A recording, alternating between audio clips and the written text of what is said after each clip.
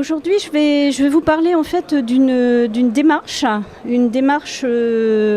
sur la gestion du risque amiante lors de la gestion des déchets, qui a été, je dirais, le résultat d'un état des lieux qui a été effectué en Île-de-France par la CRAMIF en 2015. Donc les objectifs de cette action CRAMIF 2015 étaient de vérifier que le traitement des déchets d'amiante s'effectuait bien dans des conditions sûres pour la sécurité des opérateurs. Or, les constats ont été qu'il y a une typologie de donneurs d'ordre de producteurs des déchets qui est très très très large. En termes de gestion, cela fait intervenir une multitude d'acteurs, ce qui peut rendre un peu complexe en fait le mode de gestion et des filières de gestion de ces déchets. Et puis surtout en Île-de-France et en particulier dans le Val d'Oise où une enquête plus approfondie a été effectuée, il n'y avait pas, voire peu d'exutoires qui étaient autorisés à recevoir les déchets d'amiante. Donc, à titre d'exemple, dans le Val d'Oise, on n'a pas d'installation de stockage de déchets dangereux. Il y a deux installations de stockage de déchets non dangereux qui autorisent l'acceptation des déchets d'amiante dans des alvéoles spécifiques. Et puis, il y avait un seul lieu de collecte pour les particuliers et aucune déchetterie de tout le Val d'Oise n'accepte les déchets d'amiante. Donc, ce qui peut laisser présager une gestion inappropriée, y compris par les petits producteurs, donc les particuliers, qui peuvent être tentés, d'éliminer de manière inadéquate ces déchets. Donc, les cibles de cette action ont été les distributeurs de matériaux, puisque un décret en fait les oblige maintenant à mettre à disposition en fait de leurs clients une plateforme de récupération de leurs déchets dans un rayon de 10 km maximum. Donc soit ces collectes de déchets sont effectuées directement chez les distributeurs de matériaux, de BTP, soit elle est effectuée par délégation dans une déchetterie appropriée, dans un rayon de 10 km. Donc elle visait également les déchetteries, les centres de regroupement, tri et transit, et les installations de stockage des déchets. Donc les constats de l'action de la CRAMIF en 2015 ont été, en termes de communication et d'information, un manque vraiment d'informations sur les exutoires possibles pour les déchets contenant de l'amiante et une difficulté de distinction des accueils possibles entre particuliers et entreprises.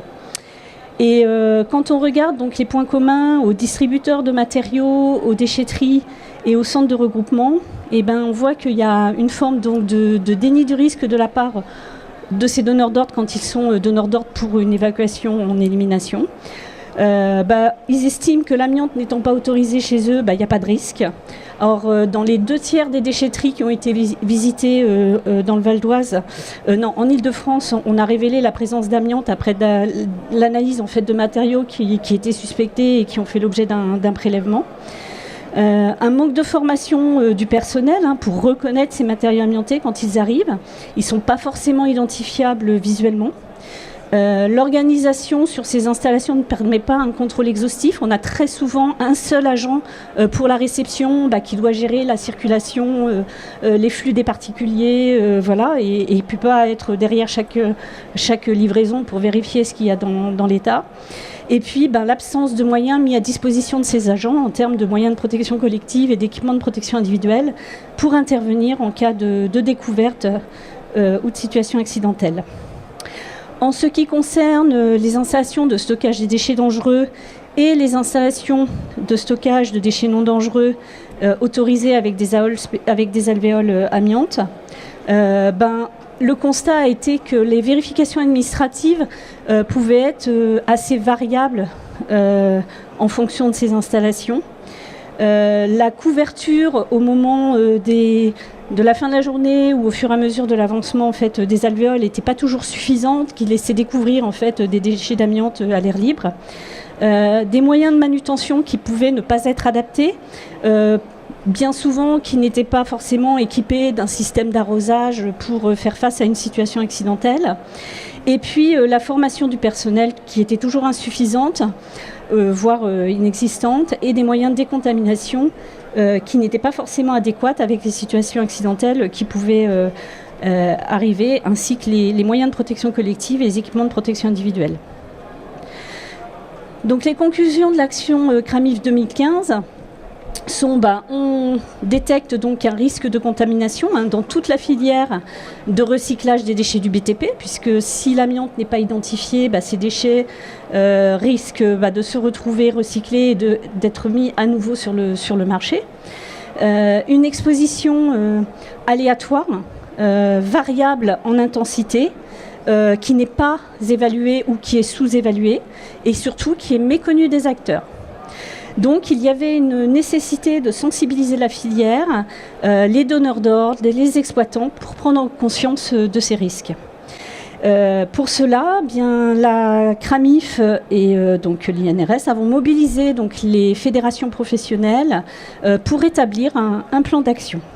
Donc c'est la démarche que je vais vous présenter, qui s'inscrit aujourd'hui dans la convention faite avec la FNAD, CRAMIF et INRS, qui a été signée en janvier 2018.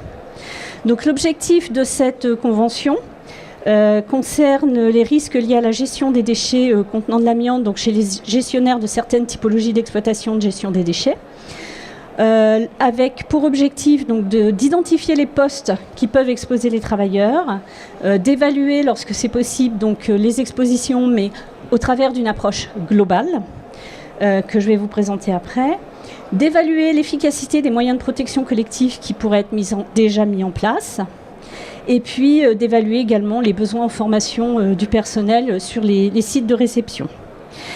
Donc à cette étape, comment on procède? On a démarré donc une campagne de prélèvement sur plusieurs typologies d'exploitation.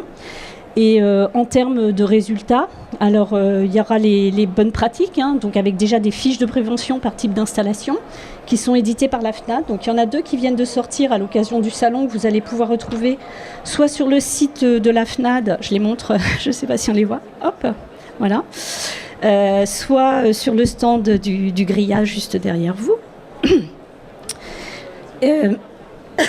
Pardon. De prévoir des moyens de protection collective qui soient adaptés en recherchant des dispositifs d'abattage des poussières qui soient les plus adaptés et efficaces possibles, et puis de la communication bien entendu sur la campagne et les résultats une fois que celle-ci sera terminée. Donc vous voyez quelques photos avec les constats qui ont pu être faits donc, sur certaines installations qui étaient des installations ici autorisées à recevoir des déchets d'amiante, où on a des livraisons en fait dans des dépôts bacs qui ne sont pas de bonne qualité, qui se déchirent. Donc on peut imaginer qu'au moment de l'élimination finale, le dépôt bac va se déchirer lors de la livraison. Des déchets qui sont mis en vrac, qui n'ont pas été préemballés, donc apportés par des particuliers et mis directement dans ces bennes sans être emballés. Vous avez dessous donc 2 photos qui montrent des dispositifs qui ont pu être observés sur certaines installations, donc avec des brumisations qui permettent l'abattage quand même des poussières au moment des livraisons, ne serait-ce que des déchets du BTP tout simplement, qui permet déjà d'abattre les poussières, toutes poussières confondues. Et puis un dispositif donc sur un engin de manutention avec un système d'arrosage donc qui permet d'arroser soit en cas de par exemple de présence d'un big bag percé, un big bag qui tombe ou au moment de l'enlèvement. Et puis en dessous, donc la préparation en fait d'un conteneur bag en fait dans une benne d'une déchetterie qui reçoit aussi les déchets d'amiante, mais avec un système beaucoup plus sécurisé qui permet de se fermer entre chaque livraison, voilà, et qui est très résistant en tout cas au moment de la livraison sur les alvéoles des installations de stockage de déchets dangereux ou non dangereux. Donc le déroulement de cette campagne de prélèvement, cette campagne va être réalisée en Île-de-France uniquement. Elle reste dans le giron de la CRAMIF qui va procéder au prélèvement sur les différents sites. Donc nous allons essayer, c'est sur la base du volontariat, donc il faut que nous ayons bien entendu des sites volontaires, d'avoir donc 3 sites différents par typologie d'exploitation, et il y aura donc 2 déplacements sur site avec une prévisite pour informer en fait le personnel sur le site, voire même au travers du CHSCT, sur les, maintenant on dit du CSE maintenant, mais pour informer les opérateurs de pourquoi on est là, quand on va venir prélever, ce qu'on va leur faire, etc. Les familiariser, j'allais dire, avec notre démarche et les prélèvements qu'on va faire, donc bien communiquer sur ce sujet.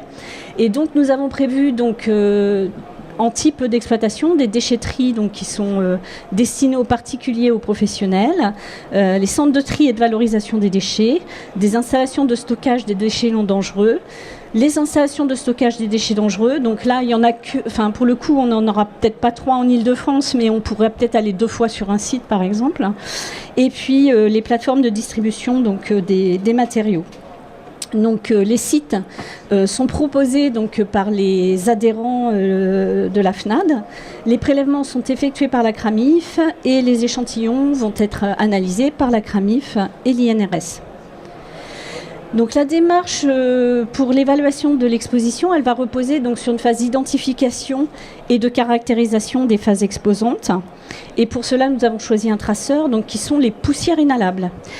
Tout simplement, pourquoi ? Parce que on ne connaît pas les polluants qui sont effectivement contenus dans les poussières lorsqu'il y a la livraison de ces déchets. Le dépôt des déchets qui contiennent de l'amiante peut être fait de manière aléatoire, accidentelle, comme on a pu l'observer dans les prévisites en 2015, donc dans certaines installations. Et puis, outre l'amiante, on peut avoir d'autres polluants qui sont cancérogènes dans les poussières, comme le plomb, la silice cristalline, le bois. Et donc, il nous a paru approprié au fait d'avoir une démarche globale. Voilà, donc j'ai mis 2 photos donc, qui sont intéressantes parce que c'était lors d'une visite d'une installation de tri-recyclage des déchets avec une acceptation donc, pour les déchets d'amiante, qui avait une plateforme organisée pour cela.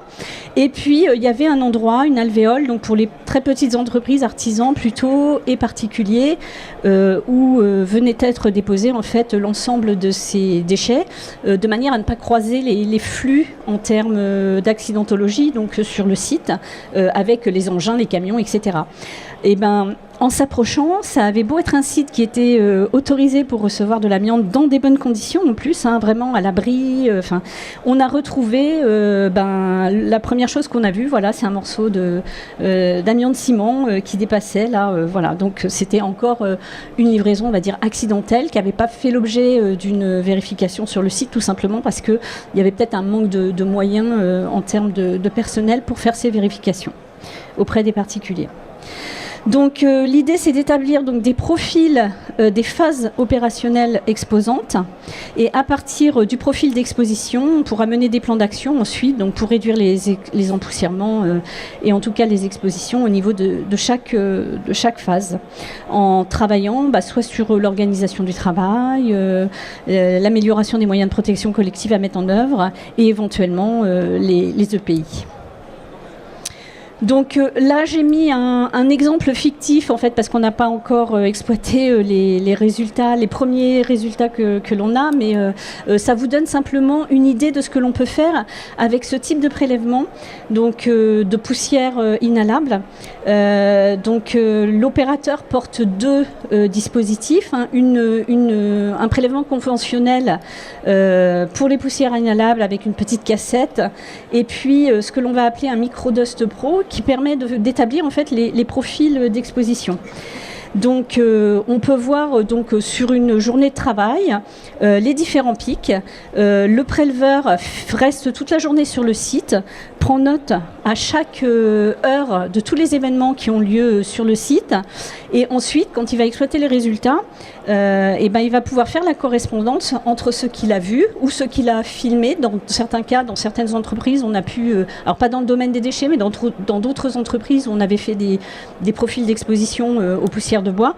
On avait filmé, on a vraiment pu raccorder en fait chaque situation qui indiquait qu'il y avait des pics. Et voilà. Donc c'est un type d'exemple. Et donc ça nous permettra d'agir à chaque fois sur ces phases. Voilà, qu'est-ce qu'on peut faire? Là, l'opérateur, finalement, il travaillait la fenêtre ouverte au moment où il était en train de régaler sur le site. Alors, c'est des poussières totales, c'est pas forcément des poussières d'amiante, mais il y avait un niveau d'empoussièrement important sur le site. Et voilà, et on le voit sur ce pic-là. Donc ces prélèvements conventionnels des poussières inhalables, eux, ils sont effectués en vue de comparer à la VLEP, qui est 10 mg par mètre cube sur 8 heures. Et puis en ambiance de travail également. Donc il y a les prélèvements qui sont effectués donc, sur des cassettes 37 mm en configuration fermée. Bon, là c'est pour les laboratoires qui seront intéressés par ça. Et on utilise en fait le mode opératoire de la fiche métropole de l'INRS pour ce contrôle-là. Donc vous voyez qu'il y a également donc, des prélèvements qui sont effectués dans les cabines des engins en termes d'ambiance, et puis en limite de site et en limite de casier d'exploitation qui permettent de voir si au moment de la livraison, du régalage au niveau du site, on a un impact en dehors de l'alvéole. Et là, pour le coup, on fait effectivement un prélèvement d'amiante en parallèle. Et puis, de manière éloignée du site, de livraison, j'allais dire, des déchets, pour voir s'il n'y a pas une contamination qui proviendrait de l'extérieur du site qui serait liée à une autre activité. Donc les prélèvements d'amiante qui sont l'objet de la convention, donc c'est ce que j'expliquais, ils sont faits sur poste fixe au niveau des limites des casiers. Ils sont effectués par l'INRS, effectués par la CRAMIF et analysés par l'INRS. On utilise les normes en vigueur. Et l'objectif est vraiment de déterminer un fond de pollution éventuel d'amiante dans ce cas-là. Il y a également donc, des mesurages qui sont effectués au niveau des postes d'accueil des camions quand ils sont débâchés et que la personne peut regarder par-dessus pour voir si les big bags sont bien fermés, sont en bon état, etc. Et puis au niveau des prélèvements réglementaires, donc là qui sont issus donc de la réglementation pour l'évaluation amiante des processus en sous-section 4. Là, ce sont des mesurages sur opérateur, mais qui doivent être réalisés par des organismes accrédités, selon le référentiel du COFRAC, puisqu'on répond à une demande réglementaire. Donc ce ne sont pas nous qui effectuons ces prélèvements-là, c'est à la charge des exploitants de les effectuer.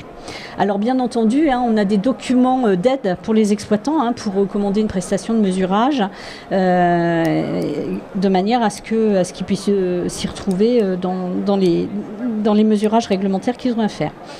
Dans le cadre de cette convention, donc, on avait proposé également la possibilité qu'il y ait une supervision donc, de ces organismes accrédités si l'exploitant en fait la demande, qui pourrait être organisée par la CRAMIF et l'INRS.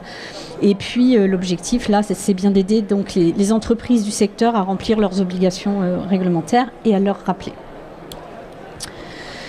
Donc au niveau des prélèvements atmosphériques, c'est un petit récapitulatif. Donc on devrait avoir des prélèvements individuels sur les poussières inhalables permettant d'établir les profils d'exposition, sur les poussières inhalables conventionnelles en vue aussi de vérifier la VLEP 8 heures sur les poussières inhalables, et puis des prélèvements d'ambiance à poste fixe avec l'amiante en fraction thoracique et les poussières inhalables en conventionnel, plus les témoins en limite de site.